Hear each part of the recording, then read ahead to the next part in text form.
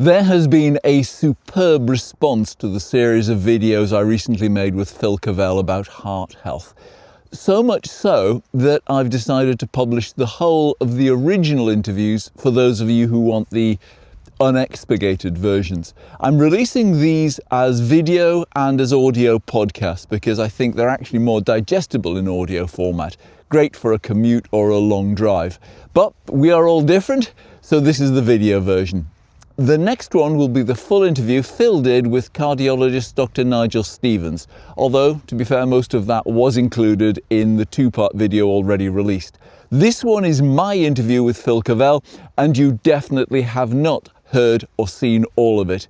I cut this chat down to a 7-minute video, so there is a lot more in what you're about to see, and I hope you find that interesting. I ask Phil about his condition, what it is, what's his prognosis, and what actually happened. You mean what happened to me? Yeah. Yeah. Well, so when you and I last met, I was already ill, but obviously completely ignoring everything. And things deteriorated quite soon after you and I last met. And it ended up where I was climbing a flight of stairs at my house and I just felt faint. And so then I told my wife, and we booked a doctor's appointment. I went to the doctor's the next morning and they sent me to a hospital and I had lots of ECGs. And effectively I was in what's called stage 2 or level 2 heart block. I'd never heard of heart block. No, nor Had not. you? Yes, I had heard of it, but I had never put it next to my own experience. But I was in level 2 heart block. It's called Mobitz 2 heart block. So I was in Mobitz 2 heart block. So you go through level 3, level 1, level 2, Mobitz, and then that's like flashing red lights on the dashboard, and then the next one is stage 3, and that's altogether a different place, depending upon your religion.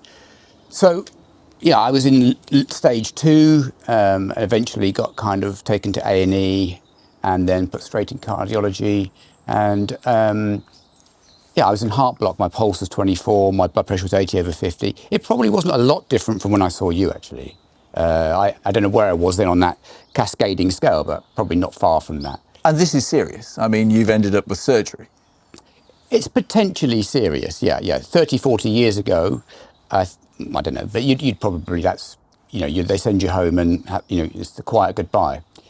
Probably, but miraculously now there is a workaround, which is called a pacemaker. So after a week in cardiology, they put a pacemaker in, which I now have in my left shoulder here, and then some leads into my heart, into both chambers, atria and ventricle, and it's almost a curative fix overnight, So it's miraculous, frankly. And I knew I suffered from something called bradycardia. Bradycardia is just a very slow heart rate. So when I was racing, But not 24. Not 24. So no, but when I was racing, my pulse was frequently 32. Gosh, that is low. Yeah. So I'm not sure about the science of this, Simon. Yeah. And I need to get better appraised about it, frankly. But I think there's an assumption that if you have bradycardia like mine, there's a risk out there that at some point, as you get older and things get a bit less taut, that that you could spill over into some kind of heart block, and I had. And so the only way out of that is a pacemaker. Were you not embarrassed that having written The Midlife Cyclist, here you are now ignoring the very things you've told people not to ignore? Thank you for that, Simon. Yes, of course. I suppose I would express it as, wonderful irony. Embarrassed, sure, but just incredibly, beautifully ironic, and just segued immediately into the book I was writing, which is about this kind of dissonance that people can have between how much control they think they've got and how they're occupying the world and people around them, And we all think we've got our shit tightly packed. Well, obviously mine wasn't. And it just alarming that at that moment I was writing a book on this very subject. You know, that you can have a lived experience and a thought experience and a future plans, and how those dots don't always align. And so, yeah, I was drifting along in a world of dissonance, even while I was writing a book on this very subject. Wonderful. Embarrassed, yes. Bamboozled a little bit, but also it just kind of vindicated the book that I was writing, because every book is autobiographical, and if you can insert yourself into any book where it's your lived experience, it's better. I don't talk about this in this book at all, not because I'm embarrassed, but because it's, you know, it doesn't need to be that much about me. A bit of it is, but so I don't talk about it in the book.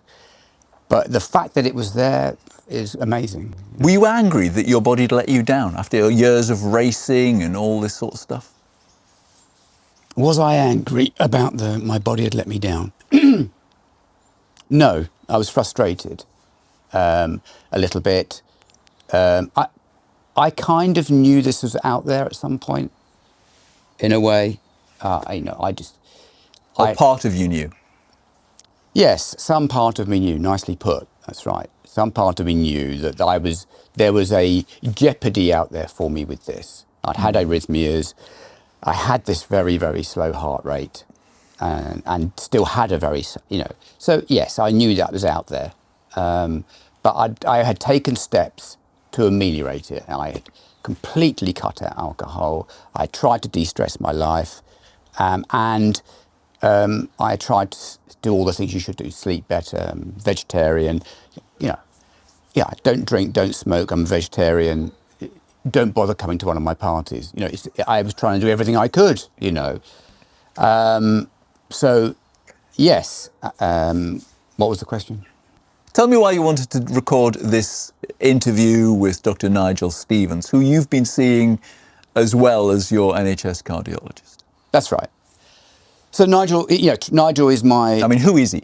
Yeah, right. Good question. So Nigel, Dr. Nigel Stevens, is an eminent cardiologist, and he's been very informative and instructive in the elite performance sector. So I think he started the whole Olympic testing program with up at Northwick Park, where they try and screen athletes who might have some kind of predisposition towards heart disease. Because he's an elite athlete himself, he does see athlete-related heart problems as part of the tribe. And for someone like me, or for someone who's a midlife cyclist who has an issue, walking into somebody who you can see and feel gets it. It's like he knows the science, but as he says, a lot of people know the science, but he also understands what's driving you forward and what may have put you in this position in the first place. He's one of us. In fact, he's headbanger in chief, if I'm honest. You raced against each other? Raced against each other, and we're more similar than either of us would like to be, you know, or hope to be. You know, once the flag goes up, he and I are both definitely headbangers, no question, no quarter asked or given.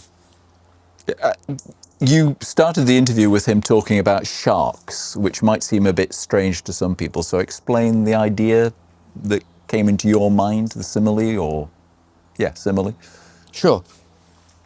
So the context of sharks, if you're a surfer and you love surfing and that's just your thing and you just want to get up on the board and ride the waves, the only spectre of fear out there, the only thing that's going to interrupt the flow of play is a shark, really. You know, you might fall off your board, but the shark is the thing that's circling in the water. And for midlife athletes who still love intensive exercise, intensive cycling, riding up mountains and, you know, doing things that are ostensibly a little bit risky, for a lot of us, the only shark circling in the water is a cardiac one. We don't really think about falling off. We don't really think about other medical or issues that might be out there. The spectre is the shark, and that is cardiac, you know, or heart disease for a lot of people. And that's why that chapter in the Midlife Cyclist is 20,000 words. The longest chapter outside of that one is 10,000 words. And that's the chapter I wrote first. The Will I Die chapter in the Midlife Cyclist is its calling card. Everything else is great, and it's important. It's they have their own messages, but that will I die chapter is the calling card. So why go and speak to him now, and why do this as we've recorded for this channel, and also for your Substack, and also for the CycleFit website? Why do that interview? Because it's a long interview. Yeah, it is. I think we wrung him dry. Because it's 4 years since the Midlife Cyclist came out, over 4 years, and it's 5 years since I wrote it. And as Nigel says in the interview, there's a lot that's known, but there's a lot that's not known. And I wanted to revisit some of the big themes of the Midlife Cyclist as it pertains to heart disease, and say, well, what do we get right? What do we get wrong? What's been rethought? What added complexity can we bring in? And it was just time. Nigel's really busy, I'm really busy. And the idea, and then you were down, it's like, oh my God, the three of us could get together and we could have this little crucible of, of knowledge sharing and catching up. And despite the fact we live quite close and he works very close to me and we see each other occasionally, it's like everybody, we don't really catch up that much or as much as we should. I'm either his patient or he's coming in for a bike fit or I'm referring him clients, but we never sit down like that, not as often as we should. It's very difficult for you though as well, because you're friends and you're a patient, a doctor, and you're also his bike fitter, and you've got to be sure what cap you're wearing, really, I suppose. Yeah, but we're good at that. He and I can segregate those thoughts. Yeah, we're both world champions at that. He's either Nigel or he's Dr. Stevens, and there's nothing in between. So there's a Chinese wall. So if I'm talking to him about my heart, it's in a controlled space, and it's Dr. Stevens and it's Phil, and he has a different manner with me. If he's fallen off his bike and hurt himself and he's coming in, it's Nigel, what have you done? And again, I'm his bike fitter. It's it's a very controlled environment. And then in the interview, you see a little bit of both, maybe, the fact that we have worked together a long time, but he's essentially Dr. Stevens. Occasionally you see Nigel, but that's Dr. Stevens. So he's very good at that. That's his, he's so professional. He keeps that delineation, which I totally respect. I think sitting on the floor there, listening to it as I was, and then watching it back when we're editing it, and I know people will not have seen it at this stage if they're watching this, we cover a lot of things that people may think they know about, like heart rate variability, like atrial fibrillation, and they may not be sure whether it's relevant to them. I have to say that I found it incredibly useful, and I've spoken to a lot of people about this. His level of explanation in the sports context for an older folk who want to keep doing this was brilliant, I have to say, and all those little things that sound like they might just be sort of trite sayings like, oh, he's one of the tribe. It's not. He really can communicate to you at a level that works. So I do hope people will go with this. But I do want to ask you, what's your prognosis? Are you getting out on the bike at all? Yeah, I do. Yeah, I cycle. I feel great. I feel really good. I mean, I hope I look better. You do. First thing I said to you when I walked in the door was, wow, okay, now I see. Yeah. Yeah, no, I feel fine. The pacemaker, I'm still getting to grips with the pacemaker, and there's another podcast, and there'll be some Substacks, and there's all kinds of stuff I can explore over there once I've finished with this book. I'm interested, I'm intrigued, because I'm one of the few people out there with a pacemaker who still wants to ride and, do some structured training, and not that much is known. But yeah, I can ride, but right now my pacemaker's capped at 130. So that means your heart rate's capped at 130? Well, this is an interesting thing. Yes, my heart rate's effectively capped at 130. Yeah, that's right. Yeah. So is the plan to try and push it up, or see how it goes? Dr. Stevens. Yeah. I mean, ask him. That's right. Yeah. In a way, I'm a textbook case for him, because I've sought good advice and I take it, and I don't really read much outside of it, because if I need to know, I will be told. And I know that sounds quite passive for somebody who's a writer and a researcher, but the best advice when you've got something pretty serious going on, pay for good advice and take it. I probably need to do more reading around this than I have done, to be honest with you, but I've also been writing a book, which was late because of this issue. So I just had to get in a tunnel and write and finish this book off. That was my focus. Now, having finished the book, I do need to think a bit more intellectually about the pacemaker. I do. One of the big thoughts that came out of the Midlife Cyclist, at least for me, was that we are the first group of people who want to keep, first generation of people who want to keep doing this as we get older, that our forefathers were kind of like, very often after a year working in heavy industry, were like, oh, right, I want to relax now I'm retired. And that doesn't really apply to us. I kind of wonder if now you are entering an area where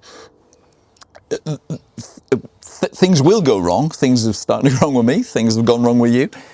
Whether you are now in another new area, that you are the first people who not only have a pacemaker, or perhaps have others who'll have advanced atrial fibrillation, but who want to keep doing that stuff. And because you're going to be writing the textbooks, both you and Dr. Stevens, you are literally the guinea pigs. Yeah, that's right. And so, I mean, the code name, or the code title I had for this piece that I'm doing with you and on Substack and with Nigel, is The Day After. Yeah. Yeah. So the Midlife Cyclist is, you know, is a general thought piece around midlife, exercise and cycling. But the next progression, you're absolutely right, is the day after. So something's happened. By the very fact that we're cycling and you're climbing mountains and we're doing all these things, the day after something's happened, we're not going to give up. And so, okay, we're not going to give up. So what does that mean? How do we cope? How do we manage it? Correct. And what's the best advice? What's the progression here? Yeah. What's the do's and don'ts? What's the science say? What doesn't the science say? So that, you know, in a sense, this progression from the midlife cyclist is the day after. The shark's bitten you. Yeah. We got bitten. Hopefully you've just had a nibble. It's just had a nibble. It's taken a bit of your surfboard. You got, yeah, that's right. Bit of blood loss. What now?